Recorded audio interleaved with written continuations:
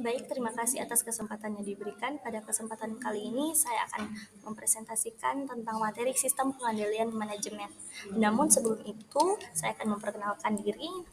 Perkenalkan, nama Putri Saf Maulina Saka, NIM 2405061. Kita masuk ke penjelasan singkat tujuan presentasi. Untuk memberikan pemahaman tentang sistem pengendalian manajemen atau SPM yang digunakan oleh organisasi untuk memantau, mengukur, dan mengarahkan kinerja guna mencapai tujuan yang telah ditetapkan. Dalam presentasi ini kita akan membahas struktur pengendalian manajemen seperti pusat biaya, pusat pendapatan, pusat laba, dan pusat investasi, serta proses pengendalian yang meliputi penyusunan program, anggaran, pelaksanaan, pengukuran, dan pelaporan. Selain itu, kita juga akan melihat contoh penerapan pengendalian manajemen di organisasi nyata untuk memberikan gambaran lebih jelas tentang implementasinya. Nah, kita membahas sistem pengendalian manajemen. Ada 3 poin. Yang pertama, penjelasan struktur pengendalian manajemen seperti pusat biaya, pusat pendapatan, pusat laba, dan pusat investasi. Poin yang kedua, penjelasan proses pengendalian manajemen termasuk penyusunan program, penyusunan anggaran, pelaksanaan, dan pengukuran, serta pelaporan dan analisis. Nah, poin terakhir, yang ketiga, contoh nyata penerapan pengendalian manajemen di organisasi, misalnya perhitungan ROI atau laporan pertanggungjawaban. Nah, kita masuk pada penjelasan struktur pengendalian manajemen seperti pusat biaya, pusat pendapatan, pusat laba, dan pusat investasi. Kita masuk ke dalam pengertian pengendalian manajemen, yaitu adalah suatu proses di mana manajemen menjamin bahwa organisasi melaksanakan strateginya dengan efektif dan efisien. Sistem pengendalian manajemen membantu manajemen dan melaksanakan fungsi perencanaan dan pengendalian.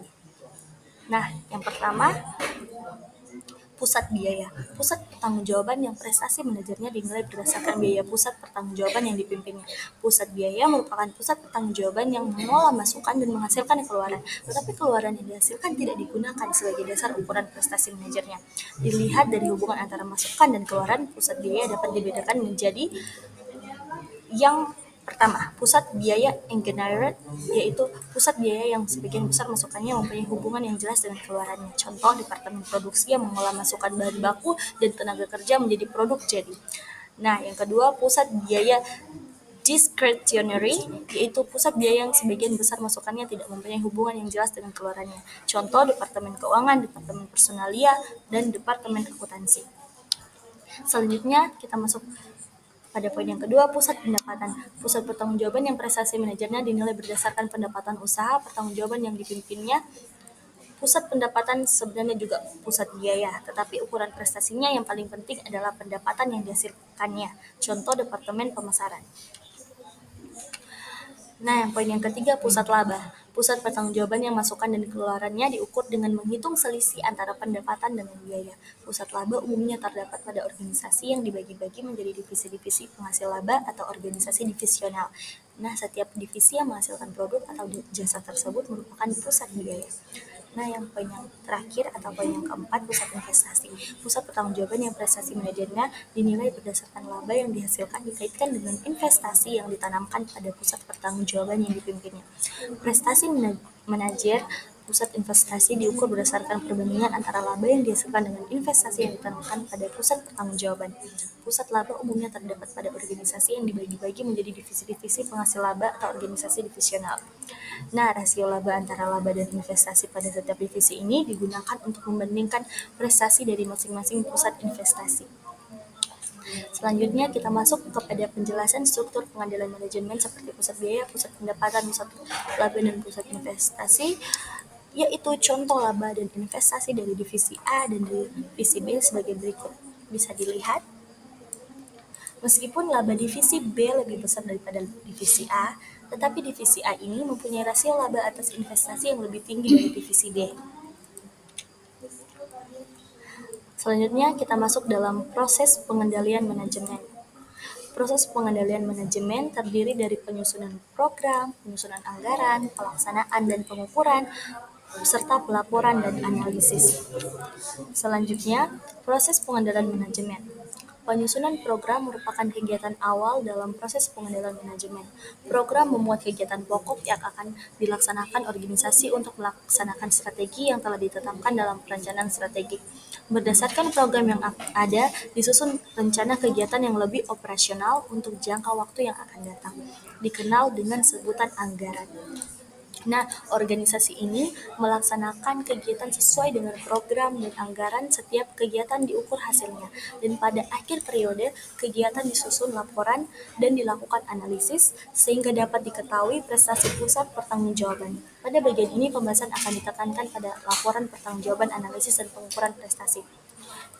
Yang pertama, penyusunan anggaran. Setelah program disusun, anggaran dibuat untuk memperkirakan biaya dan pendapatan yang dibutuhkan. Anggaran ini berfungsi sebagai alat kontrol untuk memastikan bahwa sumber daya digunakan secara efisien dan sesuai dengan rencana.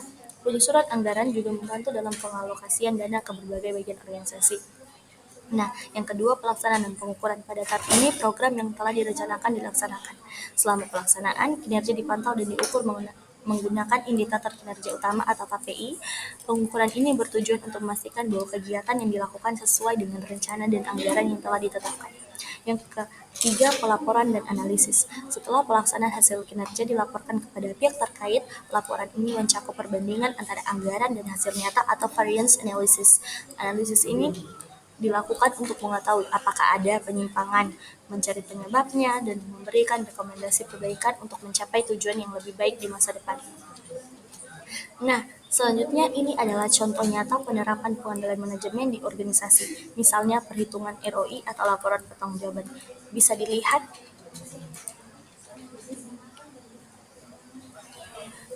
dan diperhatikan dengan seksama.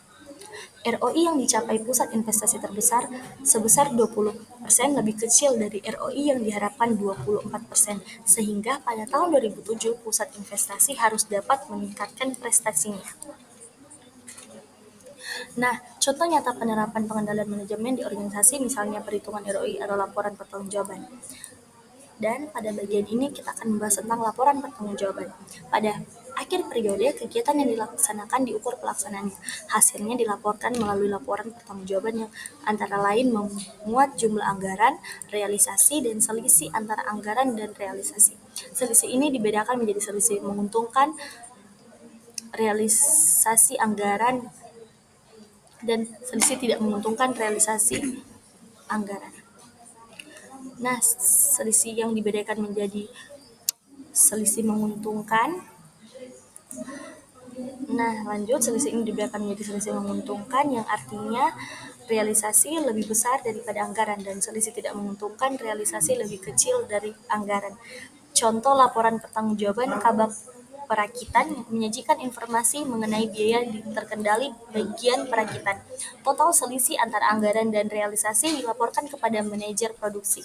Yang kedua, laporan pertanggungjawaban manajer produksi menyajikan informasi mengenai biaya terkendali departemen produksi meliputi bagian-bagian yang menjadi tanggung jawabnya. Misalnya, biaya terkendali bagian mesin, bagian perakitan, bagian perawatan, dan lain-lain. Total selisih antara anggaran dan realisasi dilaporkan kepada direktur.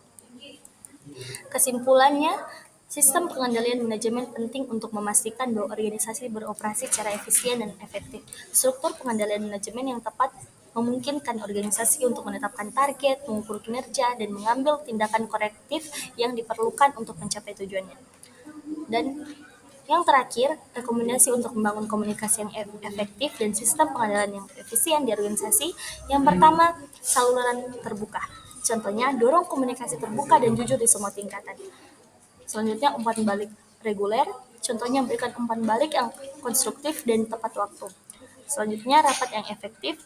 Contohnya, pastikan rapat terstruktur, fokus, dan menghasilkan hasil yang jelas.